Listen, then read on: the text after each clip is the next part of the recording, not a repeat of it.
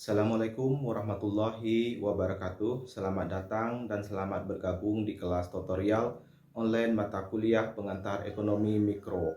Saya sebagai tutor Anda di kelas ini akan memfasilitasi Anda dalam proses pembelajaran selama 8 minggu ke depan. Perlu kami informasikan bahwa dengan penerapan kurikulum baru terdapat perubahan kode mata kuliah yakni Econ 4102 di mana sebelumnya adalah ESPA 4111. Dengan berlakunya kurikulum baru ini, bahan ajar yang digunakan tetap menggunakan ESPA 4111 atau pengantar ekonomi mikro. Diharapkan Anda dapat berpartisipasi aktif dalam mengikuti kegiatan tutorial online ini dikarenakan nilai tutorial mempunyai kontribusi yang cukup signifikan terhadap nilai akhir Anda. Anda juga diharapkan untuk tetap senantiasa membaca dan mempelajari materi yang ada di buku materi pokok BMP secara komprehensif melalui perpustakaan digital pada ruang baca virtual.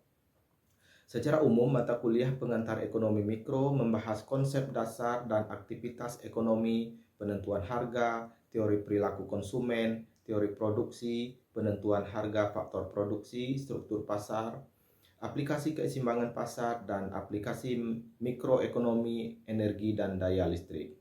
Capaian pembelajaran mata kuliah atau CPMK yang diharapkan setelah Anda mempelajari mata kuliah ini adalah mampu menjelaskan konsep dasar ekonomi mikro sesuai dengan pelaku ekonomi yang meliputi perilaku konsumen, teori produksi, dan struktur pasar.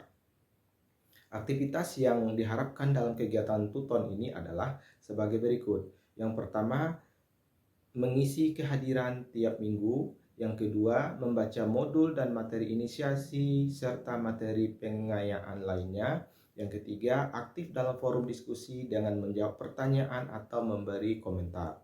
Yang keempat, menjawab tugas tutorial 1, 2, dan 3. Dan yang kelima, mengerjakan latihan atau tes formatif yang tersedia di setiap minggunya untuk menguji tingkat penguasaan Anda. Untuk Anda ketahui, nilai tuton terdiri dari beberapa komponen dengan bobot masing-masing sebagai berikut. Yang pertama adalah keaktifan atau kehadiran dengan bobot 20%, rata-rata nilai diskusi 1-2 dengan bobot 30%, dan yang ketiga rata-rata nilai tugas tuton atau 1-3 dengan bobot 50%. Nilai tuton akan berkontribusi sebesar 30% terhadap nilai akhir mata kuliah dengan ketentuan. Yang pertama, nilai tuton lebih besar daripada nilai ujian akhir semester atau UAS.